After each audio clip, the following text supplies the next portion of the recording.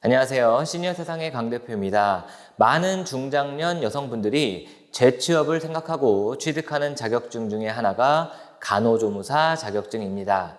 하지만 이론과 병원 실습까지 포함해서 1520시간의 긴 교육을 이수하고 국가시험까지 합격을 해야 하는 쉽지 않은 자격증이죠. 최소 1년 이상의 시간을 투자해야만 자격증을 취득할 수가 있기 때문에 많은 중년 여성분들이 재취업을 위해서 고민하다가도 포기하는 것이 바로 이 간호조무사 자격증입니다. 그런데 생각보다 이 간호조무사의 급여나 근로 처우가 상당히 열악하다고 합니다. 앞으로 재취업을 고민하는 많은 중장년 분들을 위해서 오늘 실질적인 임금과 근로 환경에서 어떤 점에서 개선이 필요한지 간단히 정리해 보겠습니다.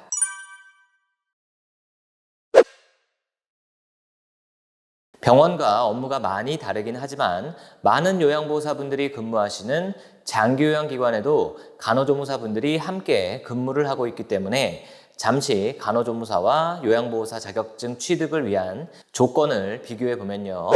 간호조무사의 자격증 취득을 위해서는 일단 고졸 이상의 학력이 있는 상태로 인가를 받은 간호학원에 등록해서 740시간의 교육과 780시간의 실습을 받아야 합니다. 실습 시간 중에는 400시간 이상을 병원에서 실습을 꼭 이수해야 한다는 조건도 있고요.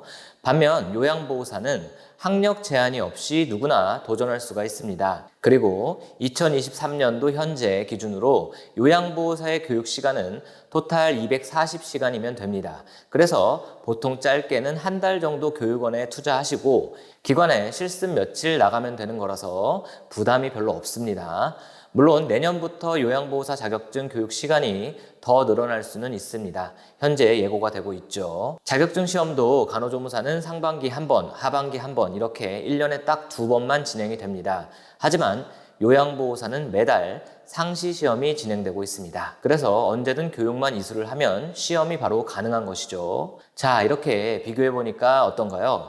건강보험공단이 관리하는 병원 혹은 기관에서 대부분 근로한다는 점과 중년 여성들이 많이 취업하고 있는 재취업 대표 직종이라는 점, 그리고 노인 환자분들을 대한다는 점에서 상당한 공통점을 가지고 있는 두 직종인데요. 자격증을 취득하는 과정은 엄청난 차이를 보이고 있습니다. 한마디로 정리를 하자면 간호조무사 취득을 위해서는 1년 이상의 시간과 노력을 들여야만 합니다. 하지만 요양보호사의 경우는 넉넉 잡아서 2달 정도면 자격증을 쉽게 취득할 수가 있습니다. 그런데 제가 오늘 전해드릴 내용은 이렇게 자격증 취득 과정에서 상당히 많은 차이를 보이는 두 자격증인데 생각보다 간호조무사의 처우가 열악하다는 점에 대해서 이야기를 드리려고 합니다.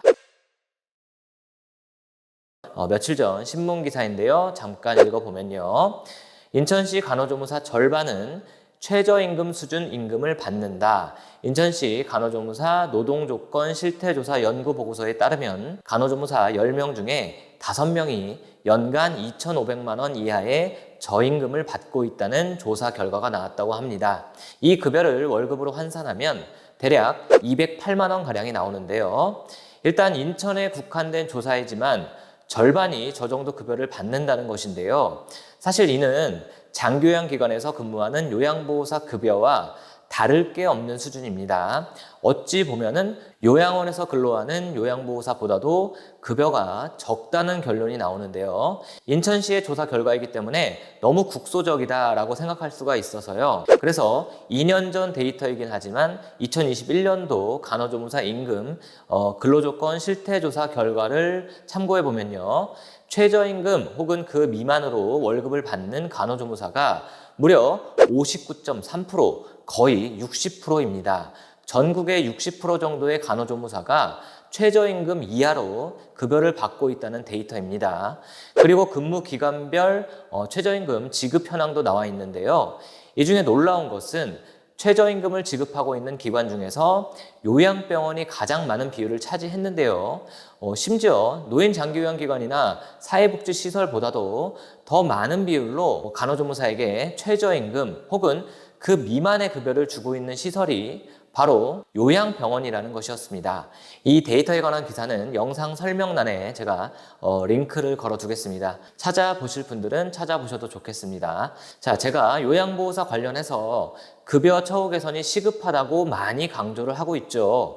그런데 간호조무사 직종도 별반 다르지 않다는 것을 알게 되었습니다. 물론 극소수의 간호조무사 분들은 월급이 300만 원이 넘어가는 분들도 계십니다. 바로 대학병원급의 대형 병원에 정규직으로 10년 이상 근무하는 그런 간호조무사 분들인데요. 과거에는 입사 조건이 크게 까다롭지는 않았는데 최근에는 거의 자리가 없다고 보시면 됩니다. 대부분 계약직으로 근무하게 되고 그마저도 20대에서 30대 초반 분들이 차지를 하고 있습니다. 앞서 말씀드렸듯이 자격증 취득에 들어가는 시간과 노력이 너무나도 많이 차이가 나는데요.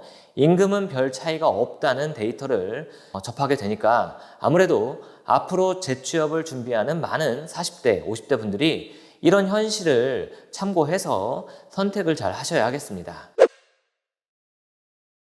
자, 마지막으로 간호조무사의 병원 근무에 있어서 치명적인 단점이 또 존재를 합니다.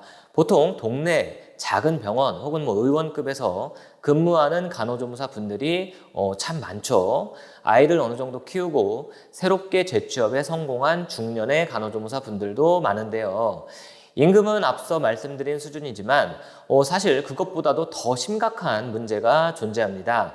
상시 근로자 5인 미만의 작은 의원급 병원에서 일하는 경우에 근로기준법에 해당하는 휴일수당이나 연차 등에 대한 보장이 이루어지지 않는다는 겁니다. 즉 휴일에 일하더라도 장기요양기관의 요양보호사분들처럼 대체휴일이나 휴일수당이 법적으로 지켜지지 않고 대부분의 사업장에서 지켜지는 연차제도가 5인 미만의 병원에서는 모두 병원장의 재량에 따른다는 점입니다. 게다가 가장 심각한 점은 부당해고를 당하더라도 구제 신청을 관할 노동청에 제기할 수 있는 어떤 법적인 그런 근거가 없다는 겁니다. 많은 동네 병원들이 5인 미만 사업장이죠. 그렇다는 것은 이와 같이 대부분의 근로기준법 적용에서 예외가 될 수가 있다는 겁니다. 대부분의 근로자분들이 누리는 연차 휴가 제도가 지켜지지 않는다면 정말 삶의 질이 많이 떨어질 것은 뻔하겠죠. 그리고 마지막으로 최근 장기요양기관이 많이 늘어나면서 간호조무사의 새로운 일자리로 거듭나고 있는데요. 이를 선택할 때 중요한 점은 기본적으로 요양원의 경력과 요양병원의 경력이 서로 인정되기가 어렵습니다. 두 기관의 업무가 너무나 달라서 어차피 이직하게 되면 새롭게 일을 배워야 한다는 것이죠. 이 점을 참고하시고 계획을 세우시면 좋겠습니다. 오늘 재취업을 희망하는 많은 중장년분들이 고려하는 그런 자격증 중에서 간호조무사에 대해서 현실적인 임금과 근로 환경에 대한 문제점, 그것에 대해서 이야기를 해보았습니다. 물론 취업처가 다양하고 50대 이상 간호조무사 분들도 충분히 구직이 가능하다는 점에서 간호조무사 직종의 장점이 분명히 존재합니다.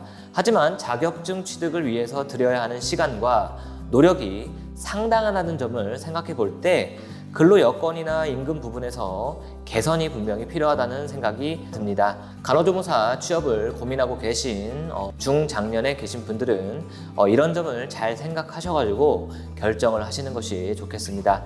여기까지 하겠습니다. 시청해 주셔서 감사합니다.